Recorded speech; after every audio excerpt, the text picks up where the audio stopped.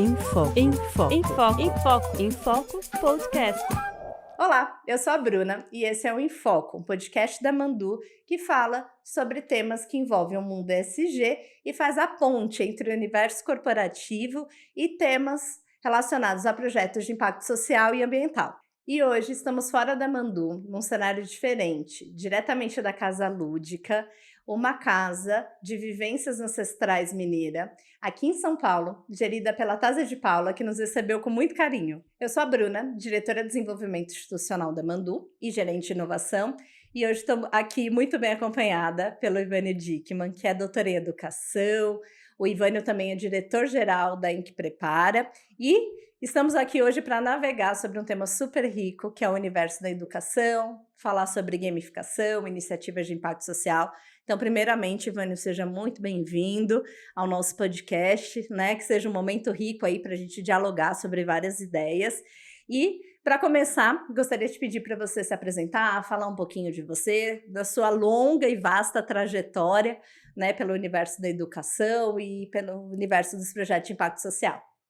Maravilha, muito obrigado pelo convite. É uma alegria imensa poder sempre dialogar contigo, Bruna, com a Mandu, que são amigas queridas, né? Então a gente fica muito feliz de poder compartilhar. De fato, eu tenho uma jornada já longa, eu sempre brinco que, né, que eu pareço um jovem, mas já passei dos 40 e dedicado à educação popular, dedicado aos movimentos sociais, né? Que me levou a me desafiar a criar novas dinâmicas e mecânicas de educação popular. E que hoje, na Inc Prepara, eu me dedico à facilitação de alguns dos cursos que nós temos lá. E, ao mesmo tempo, a gente está sempre, né, com um pé na militância, na luta popular, para contribuir com o processo de educação popular. Legal. A gente sabe da importância da educação, né, para o desenvolvimento do nosso país, da educação para fortalecer os projetos de impacto social. Eu gosto muito daquele termo quando a gente corta a palavra educação, né, que fique eduque ação. Então, como que a gente, né, torna a educação uma ação cada vez mais presente no nosso dia a dia? E eu queria saber como começou a sua história com a educação, né? Você é um estudioso, né? É doutor em educação, busca fazer da educação uma luta pessoal e parte da sua trajetória profissional. Então, como é que começou essa jornada? O que te trouxe para esse universo? Isso é bem interessante, né, Bruna? Eu comecei, desde que eu me entendo, assim, que eu comecei a me envolver com alguma coisa, né, fora a nossa vida privada, vamos dizer assim, fui lá com uns 15 anos no grupo de jovens da Pastoral da Juventude na Igreja Católica, que tem uma pegada, né, situada no campo do que a gente conhece e chama de teologia da libertação. Então, quer dizer, é uma teologia mais engajada, comprometida com os pobres, né? Foi ali que eu aprendi, né, a ler o mundo, por usar já uma expressão do próprio Paulo Freire, né? Então, no trabalho com juventude, né, quando eu participava dos grupos de jovens, eu entendi que era preciso corrigir algumas coisas que o mundo tinha, que fazia da gente pessoas excluídas, né? Depois, avançando um pouquinho mais, quando eu decidi ir para a universidade, eu queria fazer sociologia, porque eu já tinha clareza de que eu poderia intervir no mundo sabendo mais, né? E eu via nos sociólogos, né, pessoas que liam e problematizavam a realidade, mas eu acabei não fazendo porque era longe da minha casa e fui fazer história, que também foi um curso maravilhoso. E aí, como historiador, eu consegui também entender melhor as estruturas sociais e fazer a leitura crítica do mundo, né? Então, fui me preparando, né, com leituras, com o estudo. Mais adiante eu encontro um lugar para eu também, né, me colocar a serviço, vamos dizer assim, né, que foi especialmente o cooperativismo habitacional, né. Eu me encontrei nesse movimento, porque estava também sem casa nesse momento, então fazia muito sentido para mim essa luta, e acabei coordenando algumas cooperativas de habitação, ajudando a fundar várias, né, no Rio Grande do Sul. Depois acabei coordenando também a Coabras a nível nacional, o que me maturou muito enquanto liderança, porque eu assumi a coordenação de alguns grupos, a Coabras em 6 estados brasileiros. Então, foi essa jornada, né? E nesse caminhar, né, eu me encontrei com Paulo Freire na leitura da Pedagogia do Oprimido, que foi um grande impacto do ponto de vista da aprendizagem, e especialmente o Freire que nos provoca, como você disse, a educar a ação, no sentido de ver a educação como um ato político, quer dizer, um ato que problematiza o mundo que a gente vive para transformá-lo, né? Não só para fazer a crítica, né? Então essa é a jornada, foi assim que eu me tornei um freiriano, foi assim que eu me tornei um educador popular. Caramba, que jornada! Hoje a gente vai ter oportunidade de entender cada pedacinho dessa jornada, né? E você estava, eu não sei se você fez licenciatura quando você se Uhum, formou em história, né? Mas você estava falando um pouquinho sobre liderança e o uhum, quanto que a pastoral, que é uma uhum, referência, né? Iniciativas sociais, ajudou a te formar, ajudou a te conectar com as causas sociais, uhum, a fazer uma leitura crítica do mundo, né? E aí eu fico pensando que os professores, eles são uma grande liderança, uhum. né? E são, enfim, grandes protagonistas aí quando a gente fala em educação, né? Não dá para pensar em educação sem pensar nos professores. Sim. E aí eu queria saber se você acredita que ser professor de fato é uma vocação, Uhum. né? Todo mundo pode se tornar um professor ou você já nasce com esse dom? O que que você acha que as pessoas podem e conseguem se tornar um bom professor? Dá para se formar ou já é uma vocação que você nasce com ela? Eu não acho que é vocação não, tá? E vou trazer uma frase do Freire aqui que ele disse uma vez, né? Quem não gosta de educação vai procurar emprego em outro lugar. Quer dizer, ele também tinha consciência que é trabalho, né? E Aham. eu posso trabalhar hoje como um professor, eu posso trabalhar amanhã como um vendedor, eu posso trabalhar amanhã como um garçom, né? Eu posso ter várias habilidades e usar as minhas habilidades em diferentes profissões. Mas eu creio sim que ser professor tem um diferencial, né? Como tem, por exemplo, se a gente vai pensar em vocação, ser padre, ser freira, né? Há um chamado mais transcendental. Para Uhum. ser professor, eu não creio que seja um chamado transcendental, mas é um chamado cultural. Né, no sentido de pensar o nosso modo de vida, contribuir para sustentar um modelo social no qual a gente está inserido, ou para, né, nesse movimento também, criticar esse movimento e pensar junto com seus alunos e alunas, educandos, educandas, um novo mundo a partir da educação. Então, se não é vocação, é pelo menos um chamado, um compromisso social muito importante. Inclusive, quando a gente fala em Freire, que eu, quando falo nele, né, toco nesse assunto, gosto de situar neste campo, né? Não é que o educador é uma pessoa especial na sociedade, mas sem dúvida nenhuma é um dos mais importantes, porque forma todas as profissões, então automaticamente forma todos os cidadãos e cidadãs. Então, tem aí um papel muito relevante na nossa estrutura, na nossa engrenagem social, né? E se eu, né, não entendo isso, eu educo de qualquer maneira. E Uhum. se eu entendo o papel social da educação, eu educo com mais cuidado. Educo com amor, por exemplo. Eu educo com um compromisso político, eu educo com um compromisso cultural novo, né?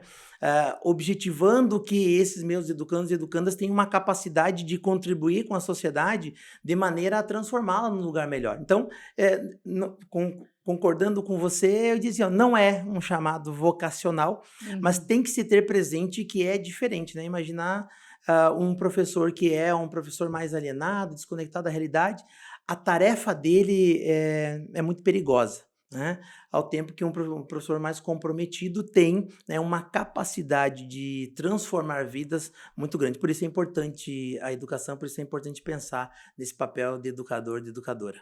Legal. Então você acredita que, a gente pode se tornar, não Uhum. necessariamente a gente nasce um professor, mas a gente tendo comprometimento, tendo consciência do nosso papel e responsabilidade, a gente qualquer um de nós pode se tornar um bom professor. Acho que Isso. é quase que uma unanimidade, assim, né, cada vez mais, quando a gente fala de educação, a gente fala da importância do Uhum. professor, né, Uhum. como essa grande referência, como essa pessoa que às vezes é a primeira referência de vida para as Sim. crianças, ajuda a criar senso crítico, a estabelecer as bases e até fazer uma leitura de sociedade, Uhum.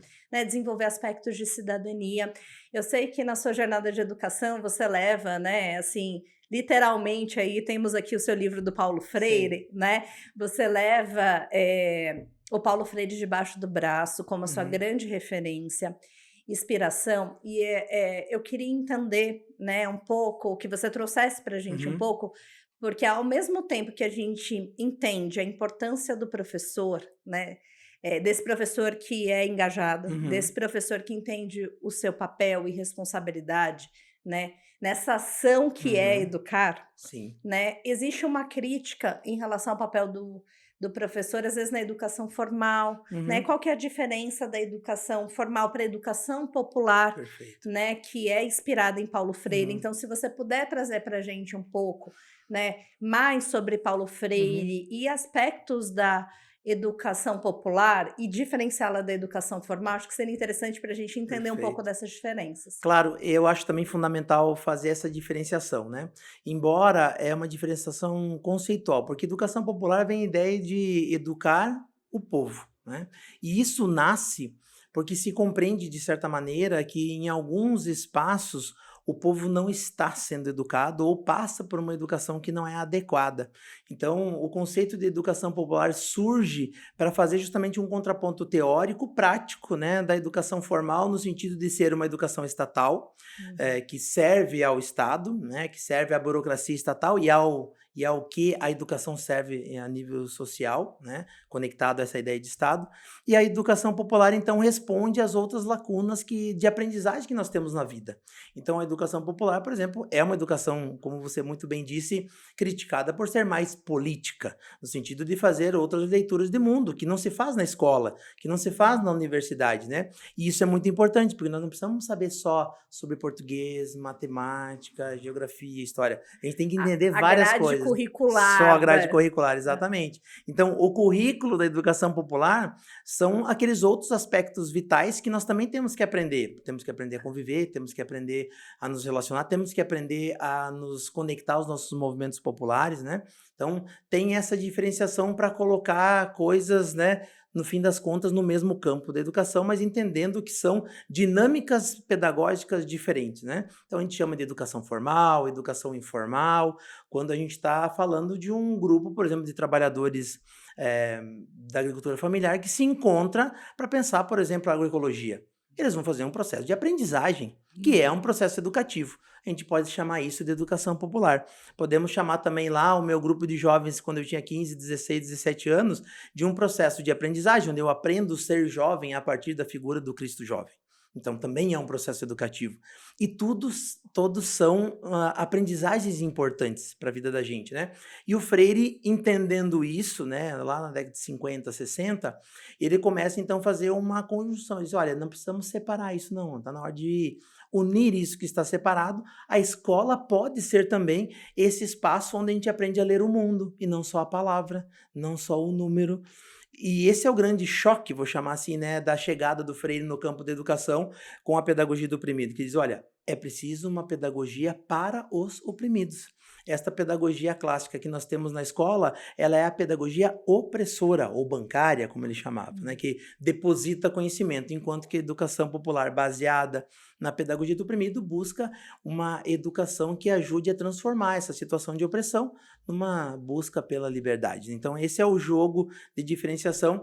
O objetivo é juntar o que está separado. A educação precisa ser popular, seja ela na escola, na universidade ou nos nossos espaços informais. A educação precisa ser popular e acessível, né?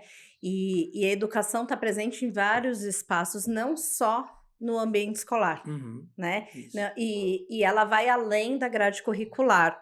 É muito interessante você falar disso. Na Mandu, a gente tem um laboratório de processo de aprendizagem. Uhum, A gente chama de Lab de processos de aprendizagem. uhum. E a gente tem uma equipe também na área pedagógica que bebe dos saberes de Paulo Freire, Ótimo. bebe da educação popular, para a gente pensar justamente os processos de aprendizagem no nosso processo de desenvolvimento de negócios comunitários, de Uhum. fortalecimento institucional de associações comunitárias, né? E a gente entende nesse processo de aprendizagem, né, que a gente pode trabalhar a partir dos saberes Ah, dessas populações, né, excelente. que nós não somos detentores do conhecimento, nós trabalhamos com populações indígenas, Uhum. né, populações tradicionais, quilombolas e ribeirinhas, e a gente sempre quando chega nesses ambientes, a gente busca entender o que eles já sabem e a partir dos conhecimentos, né, de reunir essas pessoas, igual o grupo de Uhum. agricultores que você Isso. trouxe como exemplo, como que a gente vai pensar junto o desenvolvimento comunitário, né? Uhum. O fortalecimento econômico daquela região. Então, é sempre a partir do que eles já trazem, Uhum. né? Então, assim, é justamente para quebrar essa barreira que o professor também às vezes chega muito nesse lugar que o professor é o detentor do Isso. conhecimento, Uhum. né? E a gente, na verdade, o professor, ele está ali para auxiliar um processo Uhum. de aprendizagem, É né? isso. Então a gente busca fazer muito isso nos nossos projetos e usar a educação popular como aliada, Uhum. né? Usar Uhum. elementos de andragogia, que é ensino para adultos, que os adultos aprendem diferente das Uhum. crianças, né? Então, como que a gente faz também uma educação mais dialógica, Uhum. né? Não só uma educação da escrita, Uhum. né? Usando a oralidade, os saberes tradicionais. Enfim, acho que a gente tem muito para aprender com Paulo Freire, Sim. né? E eu acho que você tem muito a compartilhar com a gente sobre os saberes de Paulo Freire. Eu acompanhei um pouco você na pandemia, Uhum. né? Acho que você tem um livro que é 365 dias com Com Paulo Paulo Freire, Freire, é. né? Você fez uma jornada sobre Paulo Uhum. Freire na pandemia. Conta um pouquinho disso pra gente, assim, quais são os aspectos fundamentais de Paulo Freire que você acha que todo mundo deveria Uhum. saber e explorar nas suas iniciativas sociais e ambientais? Ah, perfeito. E tem uma história curiosa que eu vou começar com ela, tá, Bruna? Que eu adoro, tá lá na Pedagogia da Esperança, para quem quiser ler na íntegra. Que o Freire, nessa dinâmica que você vem trazendo, né, da gente saber que o educador, a educadora, ela é parte do processo de ensino-aprendizagem, e não o Isso. detentor do saber que vai, então, depositar, como dizia o Freire, né, nos educandos. E ele conta uma coisa muito curiosa que aconteceu no Chile, o tempo que ele estava no exílio, que ele chega num grupo de agricultores, né, ele trabalhava no Departamento de Reforma Agrária do Chile, com processos educativos e tal, e ele, quando ele chegou, todo mundo silenciou. Chegou o doutor Freire, né, e já era razoavelmente conhecido na época, silenciou. E ele notou isso.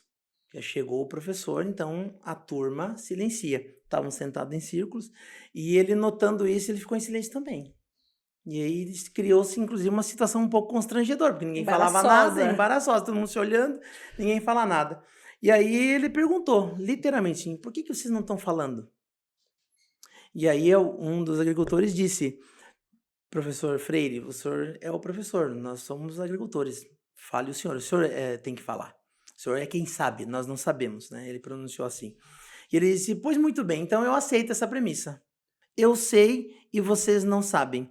Vamos combinar um jogo então aqui e para ver o quanto eu sei mais que vocês ou que de fato vocês não sabem. E ele propôs um jogo muito divertido que era dividiu o quadro e disse: olha, é um jogo de perguntas e respostas. Eu pergunto uma coisa, se vocês não souberem, ponto para mim. E depois na outra rodada vocês me perguntam. Se eu não souber, ponto para vocês. E aí ele riscou uma linha no meio do quadro e perguntou para os agricultores: o que é maêutica socrática? Aí, claro, o pessoal Uau! riu já de arrancada, né? E disse: ah, nós não sabemos. Eles disseram: pois muito bem, um ponto para mim. Agora são vocês que têm que me perguntar alguma coisa. Eles rapidamente se reuniram e um deles voltou e disse: para que serve uma curva de nível numa lavoura? E o Freire disse: pois bem, eu não sei, ponto de vocês. 1 a 1. E assim ele foi perguntando mais coisas e cada um, né? E terminou o jogo, obviamente, empatado numa grande diversão. E o Freire disse: pois muito bem, agora observemos. Eu chego aqui e vocês dizem que eu sei tudo e vocês não sabem nada. E olha o resultado do nosso jogo: Empate. 10 a 10, empatados. Quer dizer, sim, eu sei coisas que vocês não sabem, e sim, vocês sabem coisas muito importantes, relevantes para o tema da agricultura, que eu não faço ideia. Então, isso que você disse, que quando a gente parte da lógica de que o meu educando, a minha educanda também sabe coisas, é óbvio que eu não vou chegar despejando o conteúdo, eu vou dialogar sobre os elementos que eu já sei e que eu não sei e que minha turma sabe que a minha turma não sabe. E aqui eu entro na resposta final que você me perguntou. Qual é a marca do Freire? Primeiro, é o diálogo. O diálogo não é um papo entre duas pessoas. O diálogo para o Freire é um método. Como que se faz educação freiriana? Dialogando com as pessoas. O Freire tem uma expressão na Pedagogia do Oprimido, né, uma frase, que o diálogo é o encontro amoroso entre os seres humanos para juntos pronunciarem um mundo novo. Eu me arrepio de falar. Uau. É isso que é diálogo. Então, esse é o método. E esse método só faz sentido, por que a gente vai falar em diálogo? Porque não se dialoga. A educação é uma educação impositiva, é uma educação, né, bancária, por isso que o método é novo, dialógico. Por outro lado, outra marca do Freire, educação é um ato político. Não tem como você conceber educação popular que não problematize a realidade opressora. Ao não fazê-lo, um educador é conivente com com a opressão, seja conscientemente ou de forma alienada. Então essa é uma outra marca do Freire, né? E uma coisa muito importante que me pega muito é que, ao mesmo tempo que eu sou o político, que eu sou o dialógico, também o Freire propõe uma educação amorosa. E isso não é romantismo.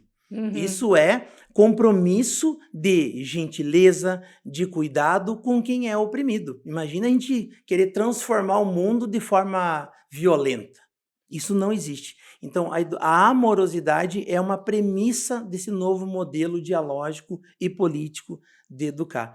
E isso cria, né, Bruna, você já está vislumbrando, né, o teu olho já viu isso junto, né? Cria um ambiente muito melhor para se aprender, muito melhor para se ensinar. E aí as pessoas aprendem mais Se se engajam engajam mais. mais, se fazem presente nos espaços educativos, e essa é uma educação transformadora. Então, a educação é o caminho que ensina a lutar pela libertação. Então, essa é a dinâmica, por isso que ela incomoda a educação freiriana, porque ela mostra os limites do método educativo impositivo, e, por outro lado, ela é um instrumento de permanência, de conservadorismo. E aí esse modelo educativo ele inova nesse sentido, porque ele propõe a libertação. Uau, quanta coisa a gente tem para aprender com Paulo Freire, né? E ouvindo você, eu percebi o quanto que ele foi inovador no método, Uhum, né? O quanto ele percebeu, trouxe elementos de amorosidade, trouxe o diálogo, uhum, né, como um caminho. uhum, Então, ele teve, né, essa sacada uhum. de popularizar a E- educação, quando a gente Exato. fala de educação popular, de tornar ela acessível Uhum, e de tornar ela mais dialógica, uhum, enfim, construída, né, não só dessa forma uhum, impositiva, né, de só o professor sabe, mas todos nós sabemos e podemos aprender juntos, que é um formato de educação também que engaja, uhum, tende a engajar mais, né. E no universo da educação, a gente tem, falado sobre várias inovações, uhum, né, aplicadas ao processo de educação, e muito sobre as metodologias ativas, uhum, né. E aí a gente tem vários conceitos de aprendizagem baseada em uhum, problemas, aprendizagem baseada em projetos, como trazer aspectos de gamificação uhum. para o universo da educação, então como usar os jogos, o lúdico, Isso. a favor da educação, sala de aula invertida, né, então às vezes você vai aprender a teoria em casa e vai usar a sala de aula como um Uhum, espaço mais de aprendizagem vivencial, né, e tirando o professor um pouco desse lugar que ele domina todo o conhecimento, uhum, colocando os alunos para assumir mais o protagonismo. E eu tenho acompanhado um dos seus uhum, trabalhos, que é a página do Game Educar, uhum, né, que você fala como que a gente traz o videogame, como que a gente traz os jogos também como aliados uhum. do processo educacional. Queria conhecer um pouco mais, entender um pouco mais sobre essa iniciativa. Perfeito. Esse foi um desafio bem interessante que eu me dediquei também no início da pandemia, né? Eu já vinha, né, pela experiência de educação popular e dos grupos de jovens, me dedicando muito a uma profunda compreensão das dinâmicas de grupo.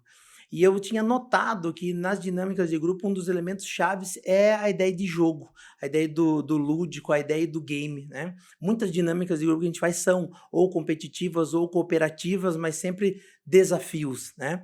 E isso acabou me conectando com o tema da gamificação, que é algo um pouco mais recente nos dias de hoje, é algo aí de 2000 a 2010 para frente que começou a ganhar mais caldo esse tema. E eu notei que as professoras e professores não tinham muito conhecimento sobre isso. E aí eu resolvi compartilhar bastante nas redes sociais, através principalmente de lives mais longas no período da pandemia, como estruturar uma aula gamificada, como estruturar um momento pedagógico a partir de jogos pedagógicos ou da gamificação. E isso é interessante, e eu gosto de dizer uma frase de um professor que, num diálogo sobre gamificação, ele diz assim: Ivânio, não é uma decisão nossa se a gente aceita ou não, se a gente quer ou não trazer o jogo ou as experiências gamificadas para dentro da escola. O jogo já está dentro da escola. Tá no celular da criançada na hora do intervalo, tá no desejo dele de quando sair jogar futebol com os amigos, tá no desejo das meninas, sei lá, de jogar vôlei, de jogar qualquer coisa. O jogo é uma permanência. E nós imaginarmos e pensarmos aqui quais são os programas dominicais e nos sábados na televisão, é tudo jogo. É passo repassa, é Big Brother, tudo é jogo. O jogo já está enraizado na cultura humana. Tem um livro de um autor europeu que chama Homo Ludens. Da ideia de que o homem joga, é o homem que joga, no mesmo de Homo sapiens, né? Quer dizer, não tem como pensar a dinâmica. Imagina o que movimenta o mundo. Olimpíadas, Copa do Mundo. O que passa na TV toda quarta de noite? Futebol. Que passa, é isso que para o mundo, né? Sim. Os esportes, que são jogos, né? Então, essa percepção de que está enraizada na cultura, ela foi notada também pela educação, obviamente. Então, como que eu posso utilizar esse engajamento voluntário que se tem nos jogos para melhorar a minha experiência pedagógica, né? O professor Marcelo Fardo, um grande amigo meu que pesquisa gamificação, ele diz: o jogo, né? Não uma experiência gamificada de aula, mas o jogo é uma experiência que engaja a gente voluntariamente para resolver um problema desnecessário, né? Porque ninguém acorda assim, meu Deus, se hoje eu não sair chutando uma bola de couro cheia de ar dentro de um arco de metal com uma rede por trás, eu não vou conseguir me alimentar. Alguém vai passar fome no mundo. Eu tô falando do futebol, Sim. se alguém não entender. Quer dizer, a gente não acorda para isso. Por quê? Porque é um problema desnecessário. Só faz sentido conduzir a bola para a goleira na dinâmica do jogo do futebol. E assim todos os jogos são, né? Um envolvimento voluntário. O pessoal até diz, né? A gente não vai para o trabalho motivado, onde a gente recebe um salário para trabalhar, mas paga para jogar futebol. Verdade. Paga para jogar futebol. Então, quer dizer, essa inversão só é possível se isso é muito bom. E essa é a clareza que nós temos que ter do jogo. O jogo é bom. Não importa se tu gosta mais ou menos de jogo. E aí os grandes educadores começaram a notar isso e disseram, bom, como é que eu pego então esses elementos de jogos e trago para a minha experiência educativa? Porque eu vou tornar essa experiência educativa, que às vezes sim é chata, é preciso dizer. Sim. Dependendo do tema que é denso, Dependendo dependendo da forma como é trabalhada pela educadora, pelo educador. Então, sim, bom, há uma alternativa metodológica, né? Eu posso fazer uma pedagogia de projeto, posso fazer um monte de coisa. E eu posso gamificar, que é trazer os elementos dos jogos para a minha experiência educativa. E aí, então, começou a se entender o quê? O que o jogo tem? O que é que tá lá no jogo do futebol, o que tá lá nos esportes que a gente pega? E aí eu fui dissecando os jogos, né, e entendendo que tem meta, que tem uma dinâmica, que tem as regras.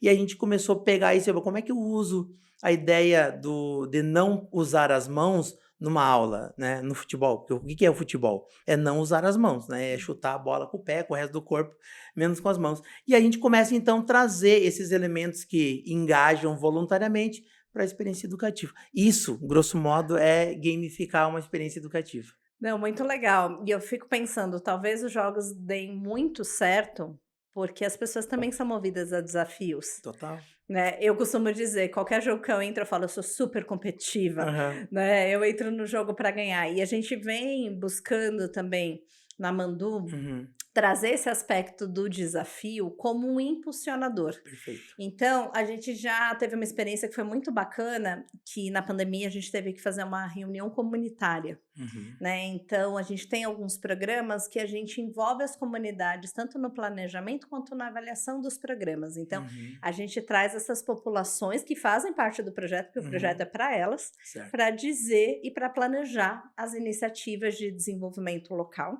né? E para avaliá-las. e a gente falou, poxa, agora na pandemia vamos ter que fazer online. Como que a gente vai fazer para que elas acompanhem o andamento da atividade? Porque geralmente a gente tem uma agenda, Claro. né? E aí a gente vai sinalizando no ambiente físico, estamos aqui, agora vamos trabalhar o próximo tema. E aí o que a gente fez? A gente criou um tabuleiro Uhum. com os momentos da reunião e a gente foi, de certa forma, né, assim, pensando formas de dar recompensas à medida que Uhum. você avançava no tabuleiro, Perfeito. né? A gente gosta muito também de fazer a jornada que é a jornada de aprendizagem, né? Às vezes da pessoa que está fazendo uma jornada educativa. Então, Uhum. onde você está, qual é esse caminho, né? Porque os Uhum. jogos têm muito de você alcançar um objetivo, Exatamente. né? Então, como que a gente transforma, talvez, uma jornada com missões, Uhum.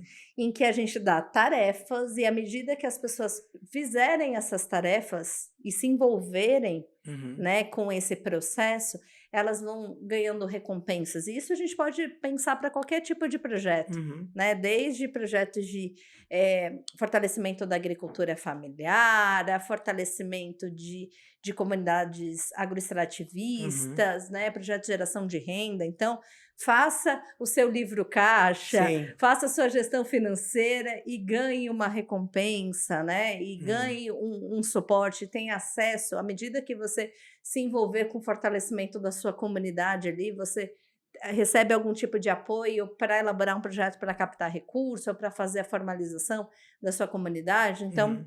a gente também vem buscando usar esses elementos lúdicos que os Sim. jogos trazem também para trazer um pouco mais de leveza, um pouco mais Uhum. de diversão para o Sim. nosso dia a dia, que muitas vezes é É. árido, desafiador, Uhum. né? E aí aquele momento que você vai para uma atividade formativa e não é aquele momento de, ai, espera aí, deixa eu parar aqui e ver o que eu tenho que aprender, Uhum. sentar para ouvir uma aula. Mas eu vou lá para jogar, eu vou lá para Sim. aprender, eu vou lá para me desafiar, para cumprir missões, e à medida que você vai vendo o seu progresso, também aquilo vai trazendo sentido, né? Mantém a conexão, né? Exatamente. E aí, quando a gente pensa de jogos, às vezes a gente pensa muito no universo infantil, Uhum. mas os jogos também estão muito aliados ao processo de formação de adultos, Total. né? Atualmente você está na Inc Prepara, Uhum. né, que é uma startup de formação de profissionais do terceiro setor em gestão de projetos, Sim. né? E quando a gente fala de formação de adultos, a gente fala muito da Uhum. andragogia, que os adultos têm uma forma de aprender diferente das crianças, né? Uhum.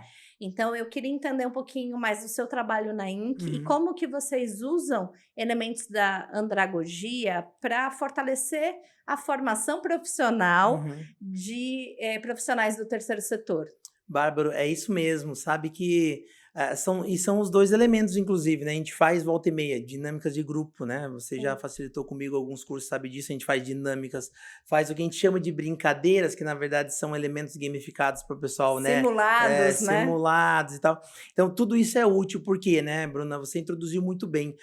A andragogia, enquanto pedagogia de adultos, vou brincar aqui com o termo, Aham. né, enquanto o formato didático de se ensinar para adultos, ela tem a sua diferenciação da pedagogia. Um adulto não é uma criança. É simples assim, parece tão óbvio, né? Mas a gente precisa ter isso presente, né? Quer dizer, um adulto chega exatamente, como nós falamos antes do Freire, chega com uma carga de vida. Uma mochila Aprendizagem cheia. cheia, a criançada traz o que o pai e a mãe bota dentro, né, para a escola. O adulto não. Então, eles vêm para o curso buscar uma melhora da sua performance, não necessariamente conhecer coisas novas. Então, a gente tem muita conexão de que educar é ensinar conteúdo, né? E na verdade não. Na verdade, quando eu penso no adulto, ele está muito mais interessado em melhorar a performance, ou seja, aquilo que ele precisa fazer ou quer fazer. E claro que ele precisa aprender algumas coisas para isso, né? Baseado na sua vida real, né, do dia a dia, Exatamente, o que eu preciso exato, aprender, o que eu preciso fazer para o exato. meu É, negócio, né. é isso. É muito mais é um conhecimento muito mais aplicado às Aplicado. necessidades do dia a dia. Exatamente. Então, para fazer isso, é outro tipo de aula, vamos chamar aqui, né. Então, eu preciso que o adulto ouça um pouco para entender aquilo que ele não sabe, basicamente, ou compreender o método, o processo, a ferramenta que ele quer aprender a usar, e depois ele precisa executar. ali, junto com o facilitador, para que o facilitador possa observar se ele está fazendo certo, se ele está fazendo errado e fazer eventuais correções, porque é assim que o adulto aprende. É assim que nós aprendemos, né? A gente pode ver uma videoaula no YouTube, a gente não vai dizer eu sei, eu digo eu entendi. Eu só posso dizer que eu sei se eu for lá e executar e dizer, ó, eu consegui fazer também. É o saber fazer que é conhecimento, né? Antes é só informação. Então, essa distinção ela é muito importante para a educação de adultos. Nós, na INC, estamos desde o início dedicados a processos andragógenos, quer dizer, nós sabemos que os alunos dos nossos cursos de gestão de projeto social, de avaliação de impacto, teoria da mudança, eles querem fazer a gestão do projeto, eles querem fazer a avaliação, eles querem construir a teoria da mudança. Eles não querem informações sobre gestão de projeto, informações sobre teoria da mudança. Eles querem aplicar. Eles querem aplicar nos seus projetos. Por isso os nossos cursos são totalmente teórico-práticos, né? Nesse sentido, preparando esses adultos para poder executar essa performance esperada nas suas profissões, seja de gerente de projeto, seja de diretor de organização, ele precisa saber fazer. É para isso que são os cursos da INC, para que eles saibam fazer o que é preciso. Isso melhora a performance da própria organização, obviamente, né? Muito legal. Eu fiquei com uma curiosidade aqui te ouvindo, né? Que você usou o termo facilitador. E aí eu acho que é uma oportunidade também da gente falar qual que é a diferença do professor para o facilitador? Boa. Por que a INC tem facilitador e não professor? Isso é bem legal. Isso é bem legal. É justamente porque no processo andragógeno que a gente pensa, o professor, que é um facilitador, né? Só que a função dele não é ensinar e professar. É aí que a gente brinca, obviamente, com a própria etimologia da palavra. Eu posso ser, sim, um facilitador, professor, mas nós usamos essa expressão já para que os nossos educandos que estão no curso já me chamem de facilitador, e a gente se pronuncia assim, para que eles compreendam que eles não estão ali para aprender o que o Ivânio sabe, o que a Bruna sabe, o que a Nath sabe. Não é baixar o HD da sua cabeça para deles. Exatamente. Então, nós vamos facilitar um encontro com os conteúdos, os processos, as ferramentas, e vamos facilitar no sentido de tornar mais fácil o encontro com esse conhecimento. Por isso a gente chama de facilitador. Eu poderia chamar de mediador, mediadora, né? A gente usa já culturalmente dentro da INC essa expressão de facilitador. É um professor, é um educador, uma educadora que facilita o encontro, né, com o conhecimento e produz conhecimento nesses cursos. É isso. Muito bom. E falando de iniciativas sociais, né? A INC trabalha e forma, trabalha para formar. Isso. Profissionais do terceiro setor que atuam com iniciativas sociais. Queria entender um pouco da sua trajetória com a economia solidária, com as iniciativas sociais. A gente estava falando de facilitação e as cooperativas, né, representam aí, são grandes facilitadoras, né? Formam, juntam um coletivo de pessoas em prol, né, do alcance de uma causa. Então, eu sei que você tem uma trajetória com a Coabras, que é uma cooperativa habitacional. Queria que você contasse um pouquinho disso também. Show. E como que começou a sua relação com as cooperativas e com o universo da gestão de projetos sociais. Massa. Foi exatamente nesse trânsito formativo que eu fiz, né, desde lá dos 15 anos em diante, eu acabei me envolvendo profundamente, né, me conectando com o cooperativismo habitacional que a gente chama de autogestionário, né, que tem o seu modelo, a sua gênese no Uruguai, né? As experiências uruguaias de cooperativismo habitacional são extraordinárias. Temos grandes amigos cooperativistas lá que ensinaram nós na Serra Gaúcha, a partir de um grupo de pessoas sem casa que lotaram o ônibus e foram para o Uruguai, tinham ouvido falar que tinha cooperativa de habitação lá, voltam para a Serra Gaúcha e organizam as primeiras cooperativas. Nesse processo organizativo, ele começa a se espalhar para algumas outras cidades e chega em Veranópolis, onde eu moro até hoje, né? E me encontra sem casa lá. Um jovem filho de um pedreiro e de uma costureira que morava com a mãe na época e que também se via sem casa e sem perspectiva pela lógica de mercado, pelo preço alto das casas de ter a sua própria casa trabalhando como eu trabalhava em empresa de calçado, por exemplo, né? Então, isso me chama a atenção, né? E eu ajudo a organizar as primeiras e começo a me envolver profundamente, porque eu já tinha clareza da minha militância, do meu envolvimento no campo da esquerda, principalmente, e eu me conecto profundamente e ajudei a formar várias cooperativas por várias outras cidades, inclusive ajudando o movimento a se espalhar pelo Rio Grande do Sul. Isso me leva, né, a ser, de certa maneira, vamos dizer assim, reconhecido, né, como uma liderança capaz de também espalhar isso a nível nacional. E eu assumo a Aquabras em 2010 para 2011 com a tarefa de espalhar ela para outros estados, daí fazer um movimento um pouco mais estratégico, né? E foi assim que eu me dei conta que eu não sabia tanta coisa assim, não. Que eu tinha um monte de limites de capacidade de gestão de processos, de gerenciamento de pessoas, de gerenciamento financeiro das coisas. Então, eu fui aprendendo, né, enquanto fazia a organização da cooperativa. E aí eu faço Aprendendo para atender uma para poder, necessidade. exatamente isso. E aí em 2015, 13 para 14 eu conheci a Lise num evento do ONG Brasil que teve aqui em São Paulo e eu fiquei sabendo então do curso de gestão de projetos sociais e foi assim que eu fiz o curso 2015, 2016 e me conectei com esse tema, achei ele muito relevante para as organizações, porque eu me relacionava com várias organizações, seja associação de moradia, cooperativas, grupos de pessoas sem casa, e eu notava que outras pessoas tinham o mesmo limite que eu tinha de gerenciamento das coisas. E quanto melhor você gerencia, melhor é a eficiência do projeto social também, né? O impacto social aumenta. E eu entendi isso. E aí eu me dediquei a compreender cada vez mais, fui, né, melhorando e executando esse modelo de gestão dentro da Aquabras e acabei com o tempo, né, para encurtar a história, me tornando facilitador do próprio curso que eu tinha feito, né? Depois de uns 3, 4 anos eu comecei a facilitar curso. Hoje eu perdi a conta de quantas turmas, sejam turmas abertas ou em company, que eu já contribuí, né, no sentido da formação. E é isso que a INC é, né? E aí eu acabo sendo convidado ano passado para também fazer parte, né, da INC, definitivamente. Hoje tenho a função de diretor-geral, cheguei para trazer a INC para o meio digital também, para espalhar ela através do Instagram, Facebook, YouTube, porque é uma expertise que eu tive acumulando também. E a gente faz isso aí na INC Prepara, né? A gente, exatamente como você disse, o nosso desejo é contribuir para a melhoria da gestão dos projetos, que passa por gerenciamento, avaliação, design de projetos sociais mais eficientes. Então, a gente capacita pessoas para fazer isso. Que legal. A gente acredita muito também na força das metodologias de gestão de projetos sociais. A gente hoje está falando muito sobre método, né? Sobre metodologias ativas, sobre trazer inovação, gamificação. E a INC trabalha com a metodologia do Project de Pro, né? Eu fui formada pela INC, né? Tem vários profissionais na Mandu que também são certificados nessa metodologia. É uma metodologia que a gente usa, se inspira e usa e aplica na gestão dos nossos projetos. Eu costumo dizer, eu adoro aquela frase da Alice do País das Maravilhas, né? Que tem aquele trechinho que fala que se você não sabe para onde vai, qualquer caminho serve.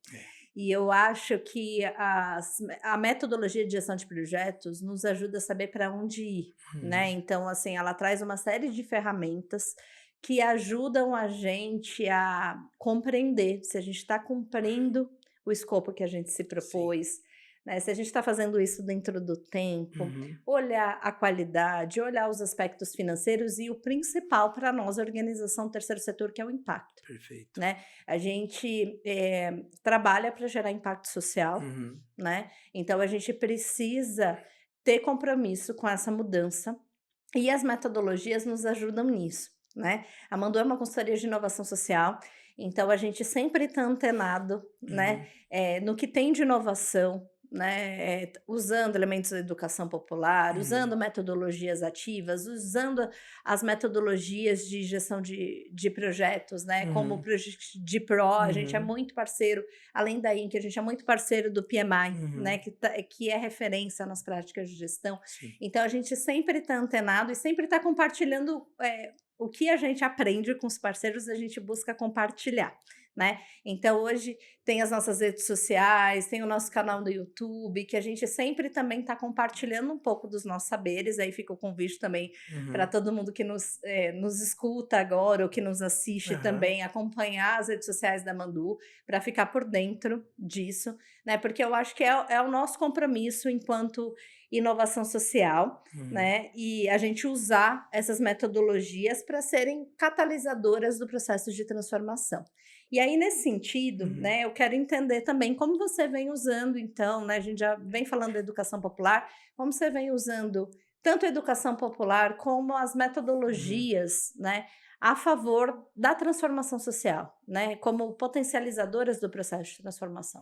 Isso é muito importante. Eu creio que uma das coisas que eu fui compreendendo ao longo da minha jornada, que deu muito sentido para o meu movimento pessoal, dessa conexão com os movimentos sociais, é que não adianta a gente ter uma grande mobilização de pessoas para alguma causa, seja ela qual for, todas são relevantes, se eu não tenho um processo de educação popular intrínseco a essa mobilização social.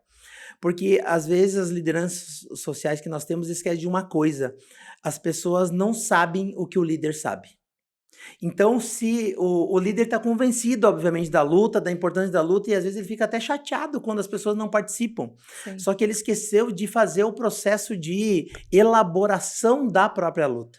E isso é muito importante do ponto de vista da educação popular. Uma mobilização social sem um processo de educação popular tende ao fracasso. A gente Tá. já viu muito movimento começar e terminar, a gente já Muita viu iniciativa, pouca acabativa. muita iniciativa.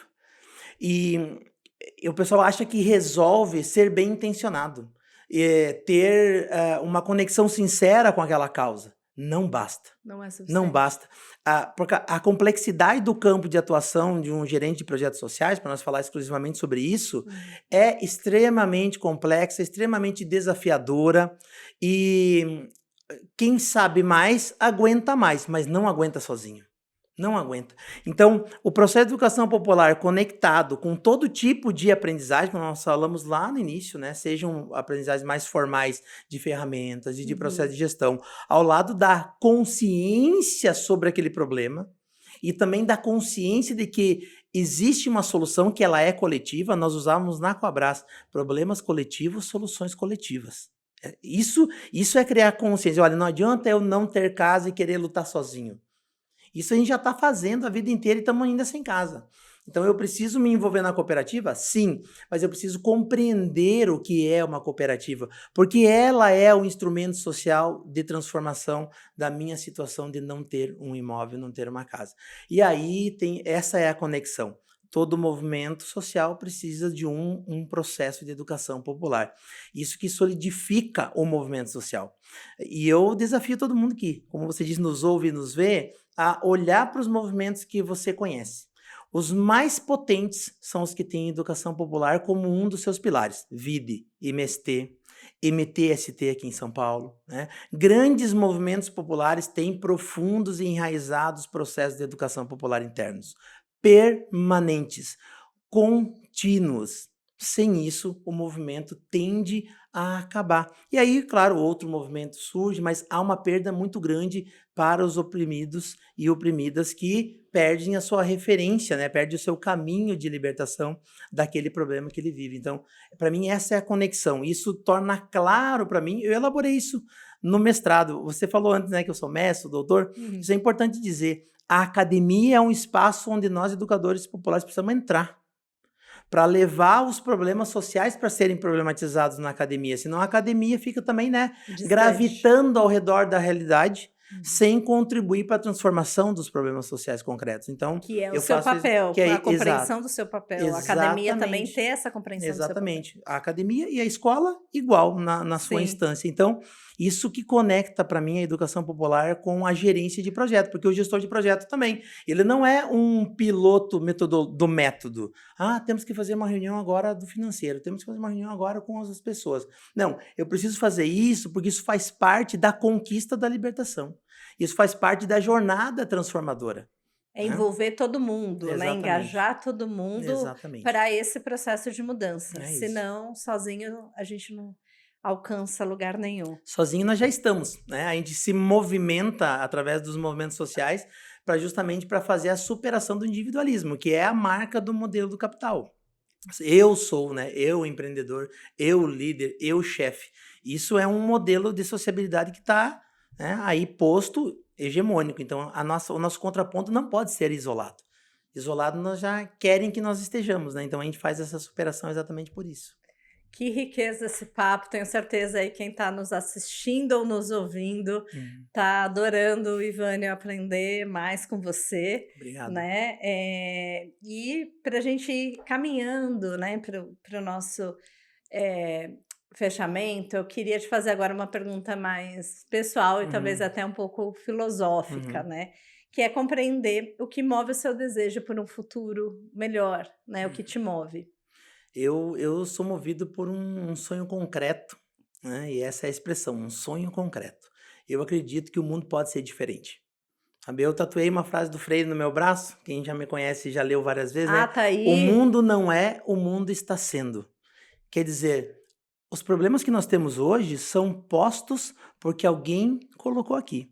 Os problemas do nosso mundo, do ponto de vista da sociedade que a gente vive, eles não caíram do céu, não é Deus que quer assim. É porque um modelo e uma classe hegemônica impõem esse modelo social. Então, o que me move é esse vislumbre da transformação possível e ela é fruto da nossa luta popular, né? O Freire disse com todas as letras, né? A transformação, a libertação não é uma dádiva. Ela não vai ser dada pra gente. Ela é uma conquista. E não existe conquista sem movimento. Quer dizer, eu preciso me engajar pela minha própria libertação, mas eu faço isso no meu coletivo, com os meus iguais. Então, quando eu não tenho casa, eu luto na cooperativa de habitação. Quando eu não tenho dinheiro ou crédito, eu luto na cooperativa de crédito. Quando eu não tenho trabalho, eu posso me engajar em movimentos por melhoria de condição de trabalho ou numa cooperativa de trabalho. Então, essa é a dinâmica que me move, né? É a certeza da possibilidade de um outro mundo possível, como a gente grita nos fóruns sociais mundiais, né? Porque o mundo não é. O mundo está sendo. E nós dizemos aqui no nosso livro, a educação também não é. A educação está sendo, né? A gestão de projeto, Bruna, não é. Ela está sendo. Quer dizer, né, o nosso papo, o nosso diálogo sobre o mundo, ele é a partir da nossa realidade. Então, essa capacidade de nós vislumbrarmos, né, vermos utopicamente um mundo novo, isso me move profundamente, mas eu faço isso junto com os meus amigos e amigas de caminhada, é assim que a gente vai. E conte comigo aí nessa construção, né, pra gente juntos buscar, né, esse futuro melhor que a gente sonha, afinal de contas ninguém faz nada sozinho. Tenho muito a te agradecer por esse papo, acho que foi super rico, né? Enfim, trocar essa ideia contigo. Foi ótimo. E, enfim, queria deixar o espaço aberto aqui, se você quiser deixar alguma mensagem final. Ó, vou dar uma dica de leitura, né? O professor tem que falar sobre leitura, né? Quero partilhar com vocês, e se vocês quiserem também compartilhar o link, depois o pessoal baixar gratuitamente o último livro que Ivo e eu escrevemos, Didática Freiriana, que é justamente um livro que assume o desafio de responder aquela perguntinha que os professores fazem depois que a gente fala de Freire. Mas afinal, como é que eu coloco Freire na prática?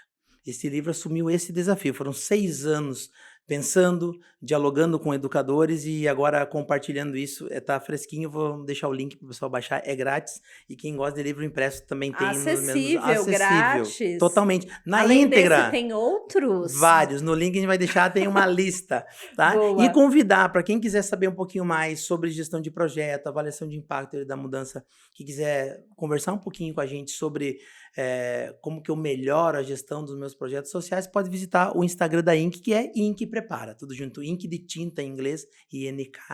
Prepara, é só visitar lá, tem os contatos, tem um canal de WhatsApp, vai ter gente esperando vocês lá para conversar. Então é @IncPrepara. Isso. Excelente. Isso. Já que a gente está dando dica de páginas, de bons conteúdos, vamos deixar também nos comentários no YouTube o link dos livros para baixar, né? Ótimo. Todo mundo vai querer. Imagina, esse livro maravilhoso, entre outros. Além desse, né, queria indicar o pessoal para conhecer mais as redes sociais da Casa Lúdica, que é esse Boa. espaço que nos acolhe hoje, que nos recebeu com tanto carinho. Então, se você quer conhecer o Refúgio Mineiro, venha para a Casa Lúdica. Também vamos deixar aqui o arroba, mas é arroba Casa Lúdica, tá? Para o pessoal seguir e convidar, claro, vocês. Se você ainda não segue a Mandu nas redes sociais, né? Para tudo, dá um arroba Mandu Social, né? Para ficar por dentro de todos os nossos conteúdos, né? Que vocês já perceberam que papo bom, conteúdo bom não vai faltar. Ivânio, mais uma vez te agradecer, né, por estar com a gente hoje, né, por topar conversar, né, de forma tão franca sobre esse tema, viu? Que a gente possa continuar fazendo coisas juntos. Tomara, conta sempre comigo. Vamos contar, né? E agora vamos, infelizmente, né? Chegou a hora da gente se despedir. Então, gente, mais uma vez o convite. Fiquem ligados nas redes sociais da Mandu, porque em breve vai ter esse e mais conteúdos, esse que você já está vendo, e outros conteúdos fresquinhos saindo do forno. Então, fiquem por dentro do Enfoco, nosso podcast, e outros conteúdos. Até a próxima.